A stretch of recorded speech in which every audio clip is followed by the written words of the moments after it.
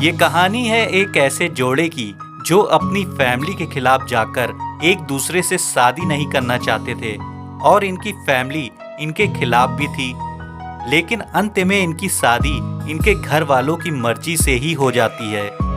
Rohan smart, handsome और intelligent लड़का जिसकी तरह पूरा कॉलेज बनना चाहता था और उसकी गर्लफ्रेंड आरुषि जिसे वह बहुत प्यार करता था, लेकिन उसने आरुषि से कह दिया था कि अगर उसकी फैमिली वाले आरुषि को ना अपनाए तो वह उसे छोड़कर चली जाए, क्योंकि रोहन अपनी फैमिली के खिलाफ कभी नहीं जा सकता। लेकिन आश्चर्य की बात यह थी कि आरुषि भी बिल्कुल ऐसी ही सोचती थी। धीरे धीरे उनकी उम्र हो गई और उनके घर शादी की बात चलने लगी, तो दोनों को लगा कि अगर अब उन्होंने अपने घर पर एक दूसरे के बारे में नहीं बताया तो बहुत देर हो जाएगी, और इसलिए दोनों ने अपने घर वालों को बताया। लेकिन दोनों के घर वालों ने सीधे से मना कर दिया और घर वालों की मर्जी से शादी करने को कहा। और दोनों ने जैसे कि बात किया था कि जब घर वाले हमारी शादी नहीं करेंगे तो हम अलग हो जाएंगे, वो लोग अलग हो गए। कुछ दिन बाद रोहन अपनी फैमिली के साथ लड़की देखने चला गया, लेकिन वो बहुत दुखी था। वो इतना दुखी था कि जब वो लड़की रोहन के लिए पानी लेकर आई तो रोहन ने बिना देखे पानी ले लिया। जैसे ही रोहन ने पानी का गिलास पकड़ा, उस लड़की ने रोहन को धक्का दिया और रोहन के हाथ से पानी का गिलास छूटकर रोहन के ऊपर गिर गया। अब उसने गुस्से में लड़की की तरफ देखा, लेकिन वो 2 पल के लिए हैरान और फिर खुश हो गया, क्योंकि वो लड़की कोई और नहीं आरुषि थी।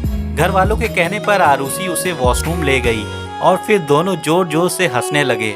बाद में दोनों बाहर आए तो रोहन के घर वालों ने उससे पूछा कि लड़की कैसी लगी, तो रोहन ने झट से हाँ कह दिया, जिससे उसके घर वाले थोड़ी सोच में पड़ गए, क्योंकि रोहन ने कुछ दिन पहले ही ऐसा कहा था कि वो किसी और से प्यार करता है और आज वो इस लड़की से शादी करने के लिए तैयार हो गया। और यही हाल आरुषि के घर वालों का भी था।